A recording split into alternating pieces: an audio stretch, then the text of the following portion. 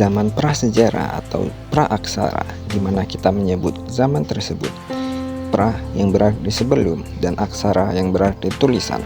Sehingga zaman praaksara disebut sebagai zaman sebelum mengenal tulisan. Sebelum kita masuk pada pembahasan, jangan lupa like dan subscribe ya. Zaman prasejarah atau zaman praaksara dibagi menjadi dua periodisasi, yaitu berdasarkan geologi atau umur batuan dan berdasarkan arkeologi atau peninggalan sejarah. Pada video kali ini kita akan membahas periodisasi zaman prasejarah berdasarkan geologi. Berdasarkan geologi, zaman prasejarah dibedakan menjadi 4, yaitu Arkeozoikum, Paleozoikum, Mesozoikum, dan Neozoikum. Arkeozoikum atau Arkean yaitu masa pembentukan bumi yang terjadi pada 2500 juta tahun yang lalu. Pada masa ini permukaan bumi jauh dikatakan stabil untuk mendukung kehidupan. Pada masa ini juga terdapat banyak gunung-gunung berapi yang aktif. Pada masa ini suhu bumi masih sangat panas dan belum terciptanya air. Kemungkinan mikroorganisme pun sulit hidup. Pada ratusan juta tahun kemudian terciptanya lapisan air atau biasa kita sebut dengan hidrosfer dan lapisan udara atau biasa kita sebut dengan atmosfer. Masa ini disebut dengan masa Paleozoikum atau kehidupan purba yang terjadi sekitar 600 juta tahun yang lalu. Seperti babak baru yang menandai kehidupan di bumi, terjadi sebuah peristiwa yang tidak pernah terjadi sebelumnya. Pada awal masa ini ditemukannya fosil-fosil makhluk hidup yang sangat melimpah. Peristiwa ini disebut dengan ledakan Kambrium. Ledakan Kambrium yaitu di mana jumlah makhluk hidup yang berevolusi mencapai angka terbanyak dalam sejarah bumi. Masa Paleozoikum terbagi menjadi 6 periode. Dari yang tertua yaitu Kambrium, Ordovisium, Silurian, Devonian, Karbon, dan Permian. Pada awal masa Paleozoikum, berdasarkan temuan-temuan fosilnya, diketahui kehidupan organisme air lebih berkembang daripada organisme yang ada di darat. Hewan yang banyak dijumpai dari masa ini berasal dari spesies Arthropoda lapis baja seperti Trilobita.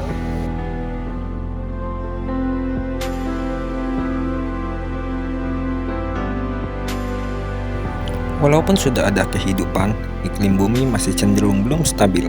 Pada satu periode cenderung panas dan pada periode lainnya dingin, lalu kembali memanas hingga terjadi peristiwa kepunahan hebat. Pada akhir masa ini, semua daratan menyatu dan membentuk satu benua yang dinamakan Pangaea. Masa daratan yang sangat luas dan panas ini terjadi kekeringan hebat di permukaan bumi. Sekitar 95% makhluk hidup punah karena kekeringan, kekurangan oksigen, hujan asap, dan aktivitas vulkanik yang sangat aktif. Kepunahan ini menutup 375 sampai 400 juta tahun babak Paleozoikum. Peristiwa kepunahan pada akhir masa Paleozoikum begitu hebat sehingga membutuhkan waktu 30 juta tahun untuk muncul kehidupan baru di permukaan bumi.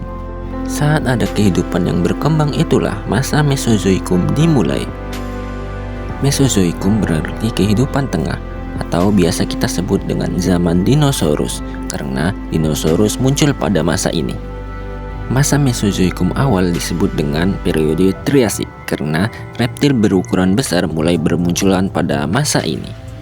Pada masa Triasik, iklim cenderung gersang, namun masih ada beberapa makhluk hidup yang masih bertahan, seperti Lystrosaurus dan Euparkeria. Pada pertengahan masa Mesozoikum dimulailah periode Jurasik. Pada sekitar 200 sampai 175 juta tahun yang lalu, superbenua Pangaea terpecah menjadi dua bagian, Laurasia yang bergerak ke utara dan Gondwana yang bergerak ke selatan. Gurun-gurun panas digantikan dengan hutan-hutan dan iklim berubah menjadi tropis. Periode Jurasik menjadi puncak jayanya dinosaurus. Di permukaan bumi, hewan berjenis reptil menjadi dominan di permukaan bumi. Reptil semakin tumbuh besar, sedangkan spesies mamalia baru ada yang berukuran kecil. babak terakhir masa Mesozoikum, yaitu masa periode Cretaceous. Zaman yang dikenal dengan zaman kapur ini merupakan zaman tinggalnya dinosaurus terkenal seperti Tyrannosaurus, Ceratopsia, dan Ankylosaurus. Pada periode akhir Cretaceous, terjadi kepunahan tercepat yang disebabkan jatuhnya meteor ke permukaan bumi. Setelah kurang lebih 160 juta tahun, dinosaurus mendominasi daratan dan lautan. Mereka bertemu dengan kepunahan dalam rentan waktu 2,5 hingga kurang dari 1 juta tahun. Setelah punahnya dinosaurus, yaitu sekitar 60 juta tahun yang lalu, sampai hari ini, bumi memasuki babak baru yang dikenal dengan zaman Neozoikum. Masa Neozoikum dibagi menjadi dua zaman, yaitu zaman Tersier dan zaman Kuarter. Pada zaman Tersier, reptil raksasa mulai berkurang dan berganti dengan binatang berjenis mamalia. Zaman Tersier terbagi menjadi 5, yaitu Paleosen, Eosen, Oligosen, Miosen, dan Pliosen. Pada awal zaman ini, iklim cenderung tropis dengan banyak bermunculan hewan mamalia bertubuh besar. Rerumputan dan tumbuhan bunga mulai berkembang. Munculnya hewan berjenis primata pun terjadi pada pertengahan zaman ini. Menjelang akhir zaman Tersier, iklim berubah menjadi dingin dan kering. Hewan seperti mamut mulai berkembang. Selain mamut, dari catatan fosil diketahui bahwa manusia purba pertama berasal dari akhir zaman Tersier. Penampakan sebagian daratan yang tertutup es merupakan paruh awal dimulainya zaman Kuarter. Pada kala Pleistosen atau lebih dikenal dengan zaman es, dipenuhi dengan binatang-binatang yang berbulu tebal, seperti badak berbulu tebal, rusa besar, dan harimau bergigit pedang. Kala ini terjadi sekitar 2 juta sampai 10.000 tahun yang lalu. Kondisi iklim yang tidak terlalu basah kala Pleistosen menyebabkan sulitnya berkembang hutan lebat.